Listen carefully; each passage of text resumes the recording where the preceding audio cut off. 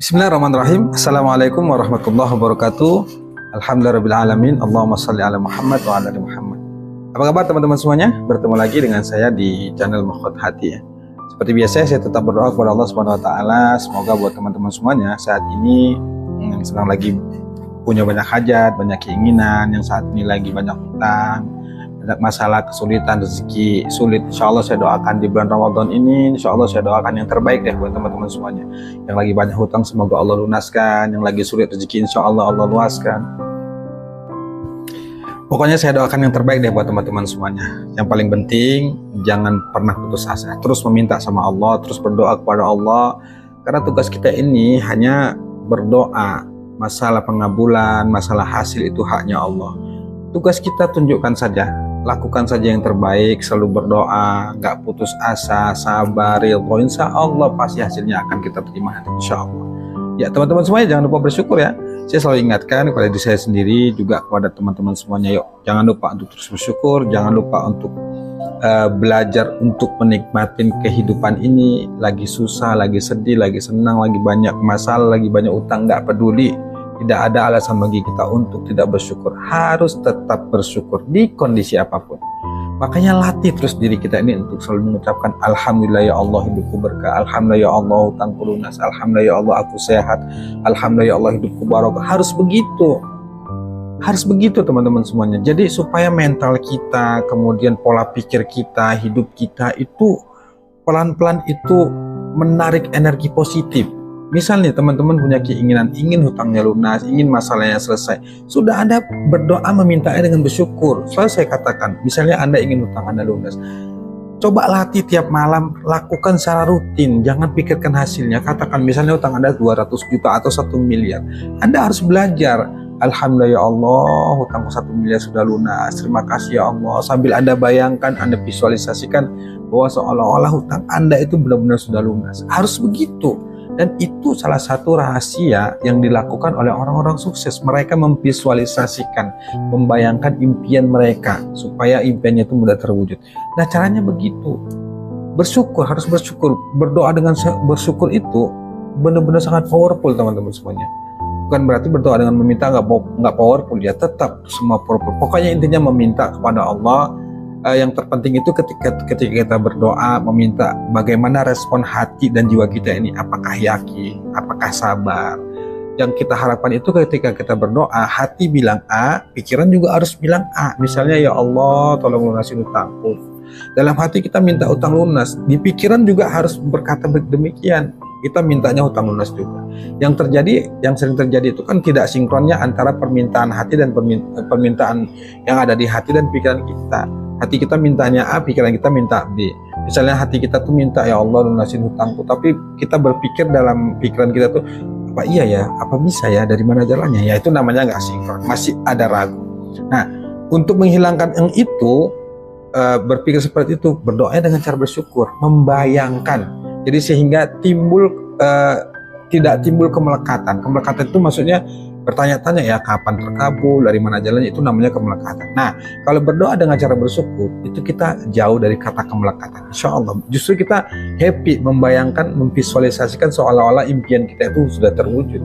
Dan itu selalu saya terapkan teman-teman. Dan Masya Allah luar biasa banyak hal-hal terjadi, hal-hal keajaiban yang saya rasakan. Nah teman-teman lakukan itu.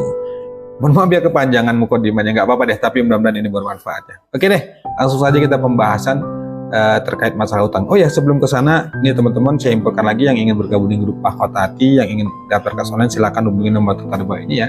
Insya Allah kita di sana ada bimbingan kelas online, ada juga grup yang saya selalu aktif kasih materi di sana, bisa sharing ke saya, silakan hubungi.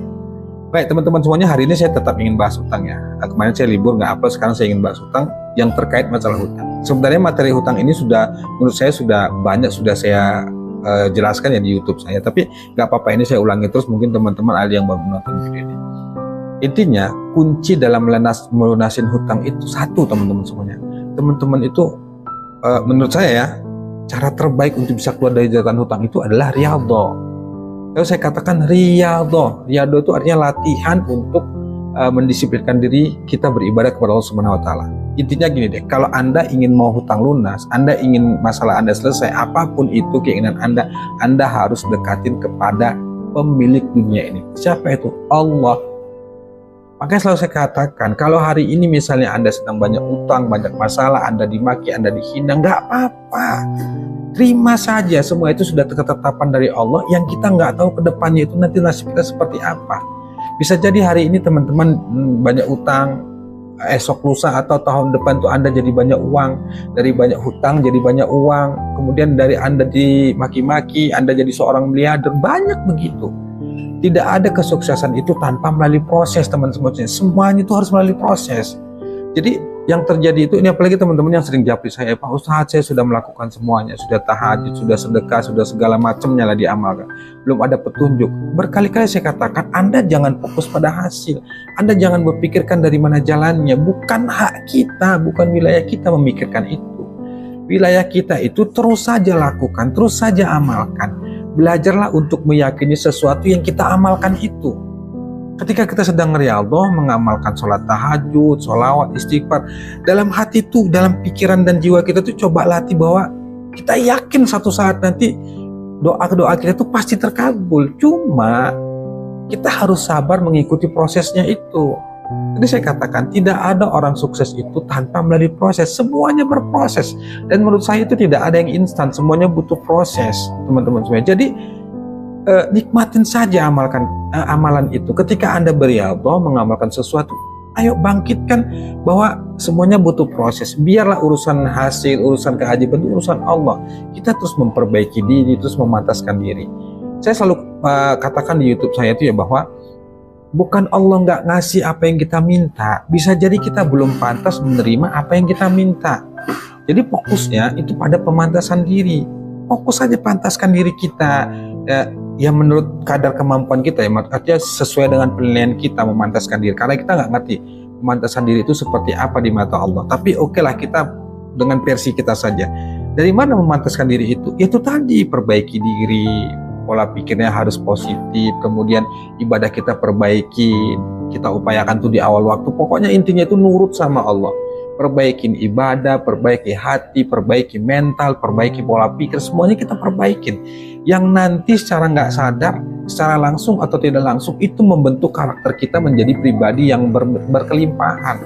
Yang di sana nanti itu keajaiban, kemudian jalan keluar, kekayaan dan segala macam itu akan kita dapatkan yang kita nggak pernah berpikir sama sekali tentang itu. Jadi bukan serta-merta Allah tuh nggak ngasih apa yang kita minta. Kita minta, misalnya kita hari ini banyak utang, kita minta, ya Allah lunasi utangku, ya Allah aku dimaki, ya Allah aku dihina, tolong gimana. Terus setelah kita berdoa, kita merasa doa kita tuh nggak terkabul, nggak dikasih jalan sama Allah. Bukan nggak dikasih jalan. Saat itu Allah itu ingin melihat kita nih, ingin melihat kita diajari Allah tuh supaya sabar, supaya terima dulu, supaya ikhlas dulu, supaya ridho dulu, supaya kita belajar yakin dulu. Itu prosesnya. Jadi bukan serta-merta itu kita, memang sih benar saya akuin bahwa ketika seseorang itu berdoa maunya itu cepat aja. Setiap orang tuh, hampir semua orang itu ketika dia berdoa inginnya cepat, apalagi terjebak masalah yang benar-benar terdesak, kepepet gitu ya. Maunya gitu berdoa langsung ada jawaban, memang maunya begitu. Tapi sayangnya kita nggak bisa. Emang kita ini siapa? Ente siapa? Yang punya dunia ini siapa? Yang mengendalikan dunia ini siapa? Allah. Makanya jangan terlalu berharap yang berlebihan deh menurut saya. Jangan terlalu berharap berlebihan. Nikmatin saja. Waktunya kita ibadah, waktunya kerja ya kerja, waktunya sholat ya sholat, waktunya kita berdoa ya berdoa. Selebihnya serahkan ke Allah, karena itu wilayah Dia. Tugas kita hanya menjalanin, menikmatin, kemudian melakukan yang terbaik.